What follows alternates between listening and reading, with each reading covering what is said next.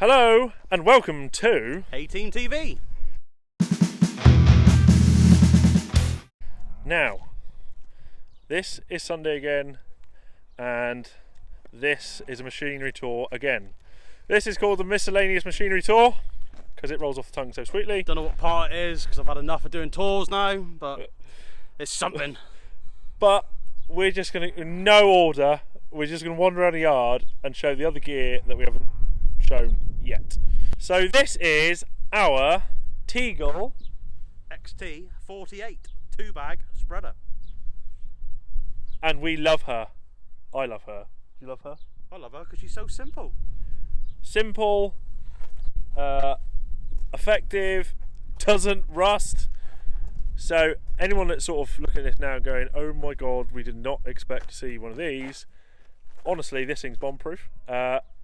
It gets washed out maybe 3 times a year, if that, or sometimes if ever. We put lime through it, we put fertiliser through it. It does everything it says on the tin. Like, everyone thinks you need like the most top end fertiliser spinners. We don't put out a lot of fertiliser. We don't need to do it in our job. We don't, do we? We No. don't need these big spreaders. We're spreading 50 kilo an acre ish. If that, but we're going to go through. Yeah, let's go say 50. We're going to go through that in one of the upcoming videos. So it's a simple spreader. We don't need a all singing, all dancing spreader, do we? It's just it does what it says on the tin. It's simple, and we're only spreading at 12 meters. That is it. So there you go, guys. We spread at 12 meters. We're not spreading very much, and it is what it is. Like, Teagle, if you get to watch this, if you'd make a 4-bag one of these, first buyer, no, we wouldn't even blink an eye straight away. Just because we don't need anything all singing or dancing, don't need fancy computers. We just want to put a little bit of fertiliser out to start off with. We've got other ways of getting the grass to grow, and amazing. You've seen this one a lot recently. It is, Adam, The Dalbo Greenliner roller. So you've seen this one in the video. Well, if you haven't, go back and watch it. It's our new roller this year. So you see it's a Dalbo. Oh, it's not Greenliner. It's a green line. All right. Maxi row 630. So she's 6.3 meters wide. That's all that means. And go back and watch the video. You'll know all about it. There's no point in us explaining it all again. It's all in the video. Don't know what episode, but it's there somewhere. Now, apologies for the mess of one of our workshops. It just gets like it. This is our Toro 10-foot grass mower. Now, it's a pretty good grass mower, isn't it? Yeah. Again, does what it says on the tin, and it's, well, we used to do rugby pitches, and this would be the main cutter for the first team pitches and all that gump. If you like rugby and all that, don't really like rugby, so He's not a rugby fan, he's a football don't fan. really care really. Anyway, That you girls' should cut game. the picture of this. Those of you in Ireland, let's face it, you're probably going to be rugby fans. Rugby or hurling. Hurling's pretty cool. I'd never want to play it. It looks deadly. But this mower, absolutely amazing. We used to look after Plymouth Albion's rugby pitch when they were in the Championship, and a bunch of other pitches, a couple football pitches. If you want to know about that sort of thing, leave a comment below, and I'm sure we can do a little bit of a chat over that sort of thing. He didn't like doing pitches. Don't like pitches. At all. But, like, machinery wise, it's 10-foot cut. It's simple. It's simple. Again, very simple. We take you through here. Obviously, there are 2 blades on a wing. There is there's triple blades on the front, another 2 blades on the other wing, and this bonnet comes up. Fairly easy service. Only little gripe we got with it is if you're not sat on a seat properly, the sensor won't let you start up, innit? Oh yeah, you got to wiggle around a little bit every now and then. You have a bit of a wiggle to start up, but other than that, she starts every time on the key. Yeah, I guarantee she would start now. We're not going to show you though, she won't start. So. But yeah, if you're thinking, oh, why have you still got it if you don't do pitches anymore? basically, the resale value that we were told on it wasn't enough of what we thought it should be. So now, that's the lawnmower. Right, so here we have, you can see, this is our team sprayer. She's a Sigma, so this is the basic sprayer of this particular range. This is, again, a simple sprayer, spraying at 12 metres. We hold 1,000 litres of water. A massive sprayer, but again, it's not something we need. It's not something we need to spend. Buy a fantastic or singing or dancing sprayer. This is plenty for what we do. She is basic as basic. She's got all the washing facilities on, everything we need in a sprayer. She's hydraulic boom. Again, it's all easy, simple sprayer. So, as Adam said, again, obviously, we've got things like Fast Tracks and New Holland and Mikhail Baylors and stuff like that, but you don't need sometimes what you don't need. Those of you thinking that, oh, I need to increase, obviously, fertiliser to save money, why don't you just get a cheap Teagle spinner and save the money that way? Same as this, like, good value for money, very good value for money. Team, don't think anyone talks about them enough. Obviously, your Lemkens, we had a Berthold, rusted out, absolutely terrible sprayer. A Hardy, again, another one that rusted out. We actually had 2 Hardys we went through. Before that, we had a Team originally, and then we've come back to Team again. Also, British built. We saw them at Lama, didn't we? Went on their stand at Lama. Yeah, we went on. They got some good bits of kit. Yeah. You know, for the money, there's some good. It's well built. It is well built, and it's cheap. Exactly, because we're because we're Team fans. Everyone was on the Lemkin stand and over on the Berthold stand, the Hardy stands at Lama, and me and him, we had the team stand to ourselves, talking the reps. It's freaking brilliant. Before we started any of this, and yeah, they show us around on the new stuff. Like the new stuff's really good. I mean, this is only 3 years old now, isn't it? Yeah. Yeah, it's 3 years old. You know. Some of the things they're coming forward with now is just as good as anything else, and you probably won't have to spend so much bloody money. No, we didn't on this. But like the first team sprayer we had years ago didn't rust. You know, we should have ideally kept it the whole time, but we thought we'd upgrade. The upgrade was probably the mistake of a lifetime. But massive fan of this. I mean, we've come from. I mean, we had that Polish make sprayer, didn't we? Oh yeah, we had one of those cheap Polish things. It was cheap as cheap, wasn't it? Yeah. No hydraulic booms or anything like that. No.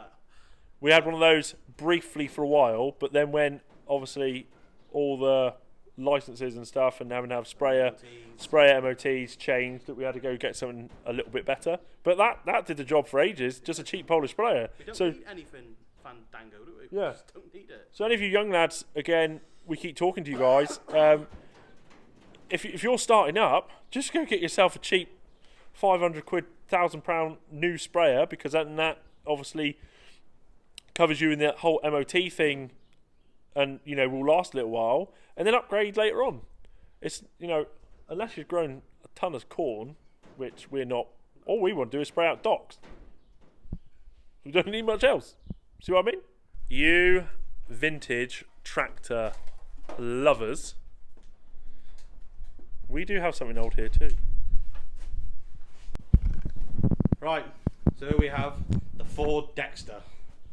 As you can see, she is not in the best condition. She has seen better days. The Dexter, nickname's Derek, and Derek is a bit of a junkie. She needs the old sniff, doesn't she? She needs the old sniff to get her going.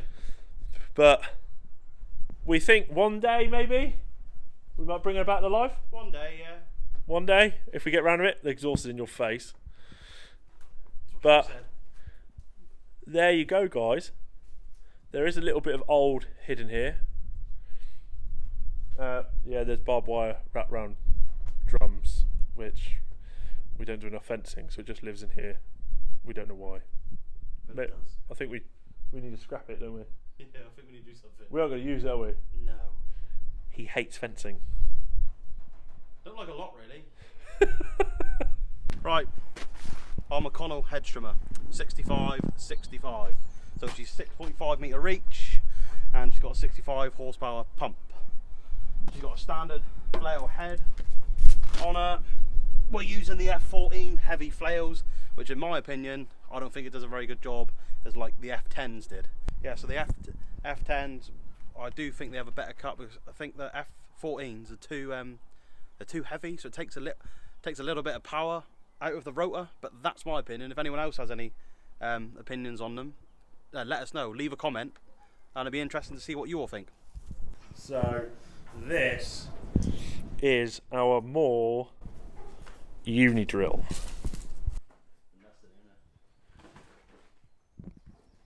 I don't know what he's looking at. He just looks around sometimes. He's not.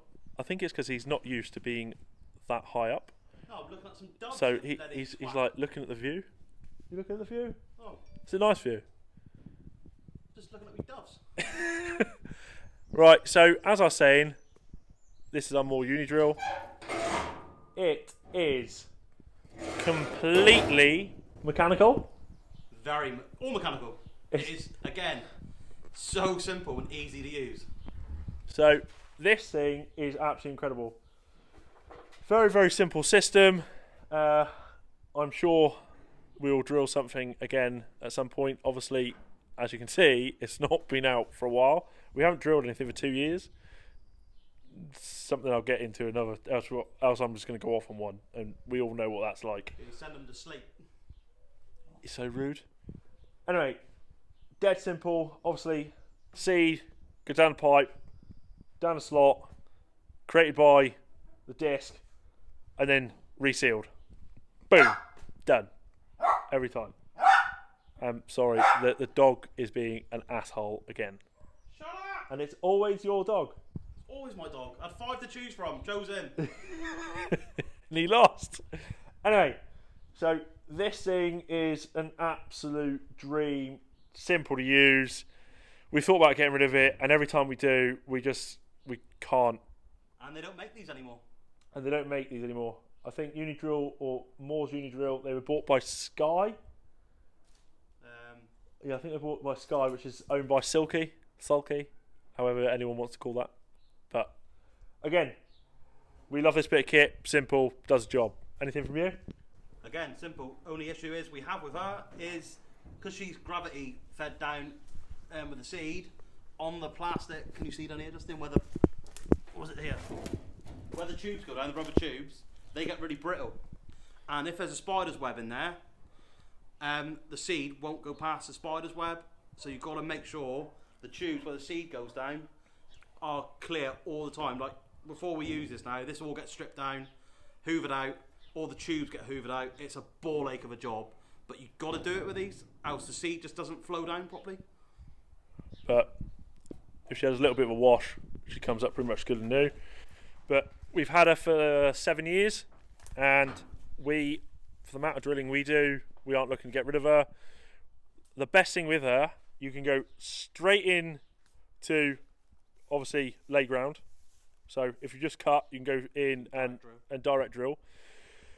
If we decide to rotivate, we in the past will rotivate straight through a field of stubble grass after Roundup spraying it, and then pack it with a roller and then go back in with that again. She doesn't like going in like tilled grass, or tilled ground rather, not tilled grass, tilled ground.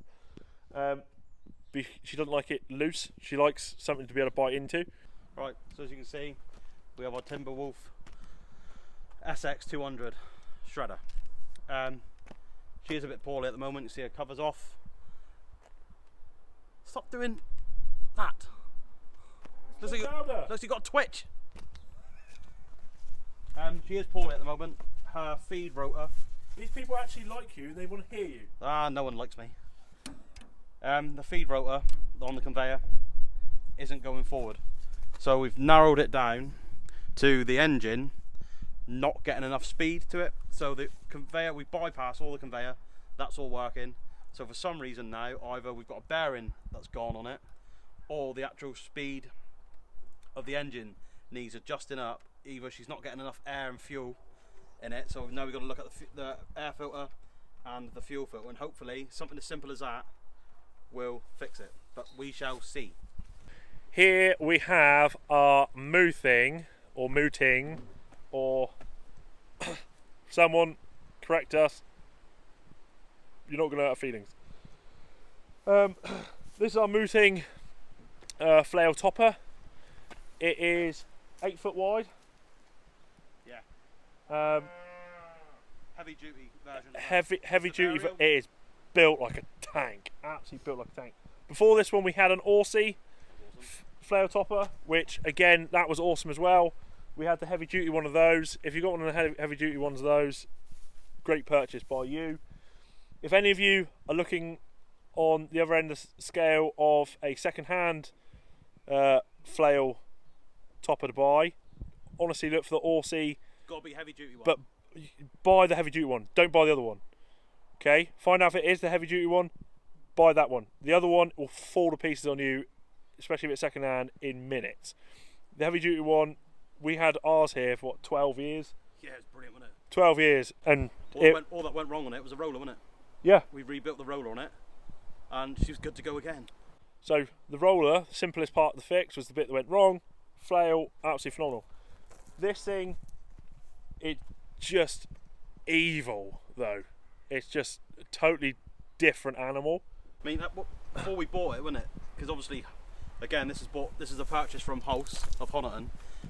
Didn't really know a lot about new things, and we bought it because basically it was unknown, wasn't it? Moving was unknown to us. We didn't really know a lot about moving, and obviously they keep them in stock. So we bought it off a whim, and I must say, it has really done really well, isn't it? It's a class act of a topper.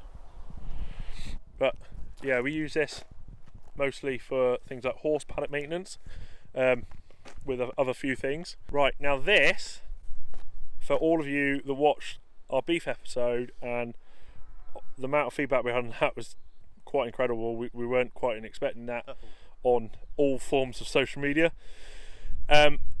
This is our cold room. It is literally the cold top off the back of a lorry. Okay, so think outside the box, you guys. You don't have to go for some all-purpose, new, expensive cold room. When we started, I'm just going to digress into this because of our last episode. When we were in beef, here he goes, off on a tangent again. Don't start this, we've got to get through this real quickly. When we were on beef, when we first started selling it, to answer some questions, we didn't have any fridge or fridges. Literally, we organised with the customer that we would drop it off the day we picked it up from the butcher. Does that make sense? Those asking for licenses, especially if you're not bringing it back on farm and you're taking it straight from the butcher, all you are is a carrier. You don't have to have a cold box van. We're not handling it. Yeah, you're not handling it. So if you can be super organised, all you youngsters that are suddenly gone, I might sell some beef and lamb. Good on you. Honestly, good on you. And you're not do it. The meat. The meat's all done. The butcher's done it all for you. Yeah. You've had it killed. The butcher's all done it all for you. You're not preparing it. You literally are the man in the middle. You're picking it up and you're taking it somewhere. So whether you want to sell it in 1/8, 16th or split it up like Ads does, just sort your drops out for day one. Maximum, if you need to put half of it in the fridge, get yourself a cheap fridge off eBay. Job done. Just make sure you clean it out thoroughly each time you use it. So this is a homemade post rammer, which used to go on the back of Derek when he wasn't such a junkie. That is also another home built post rammer, which is built off the front of a Teagle fold round topper. So that post rammer, he'll come round to the side of the tractor, and then behind here is also a homemade log splitter. As you can see, we get them out really often, don't we, Ads? Yeah, all the time. As you can see, look, they're in really good condition. There's no brambles growing around them or anything. As we're walking the dogs, here is our Opico post hole borer. Now, you lot might think I am an idiot when I leave the post rammers over there, but I'd rather take out the post hole borer. Upcoming videos coming soon are put a new fence line in, and we use the post hole borer. not going to give you any more insights on that. That'll be explained at the time. But this was free, kind of got given to us or forgotten about here. But we still use it. It's absolutely amazing bit of kit. It's dead simple. I did have to weld on and extend the link arm pins because it didn't fit bigger tractors. It was more for fitting like Fergie 35s, Derek Dexters and smaller tractors. So changed the fittings on it so it fits bigger tractor, and as simple as that really. Just good bit of kit. Here we have our Einbach tiein Harrow, 6 metre. She's had her service today and her wash. Trust me, she was not looking like this before I put her on the tractor. She had her oil done, all the tyres have been pumped up, and again, this is a simple, great bit of kit. We prefer these to chain Harrows. I don't know what other people think about the tiein Harrows, but this is a brilliant bit of kit. This was originally bought for doing all the horse paddocks and stuff, to get all the all the crap and everything dragged out of the way. But we really like it. It's a really handy bit of kit. Moving on from what Adam just said, all of you keep asking questions on this. We have a tiein Harrow mostly for, as he said, horse paddock maintenance, because we do maybe 200 acres of horse paddock maintenance. Again, youngsters, think about it. Loads of paddocks out there, not a lot of people that want to go out there and earn the money. That's what she's been here all that time for. We would have else gone for a much wider tiein Harrow if we just wanted it for ag work, but to get into horse paddock gateways you need slightly smaller stuff. Again, we don't use this on too much of our ground unless something has been really trashed through the winter because we left animals somewhere too long, which we don't have very many of. But the areas that we do lease out to the sheep guys, it might at most go and do the gateway areas just to level them out. Other than that, we just use this as a contracting tool, not so much for ourselves. Hope you all enjoyed our final miscellaneous machinery tour. God, we ain't got to do another one. I'm sick of touring. We have toured for what, 5 weeks? Oh, it's doing my head in. Five tours in total.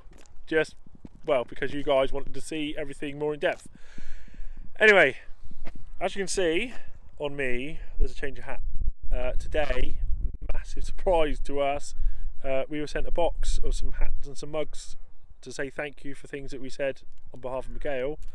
Guys, we are not sponsored by anyone, but from the Hay Team TV to Team Miguel, thank you all. Amazing. very much.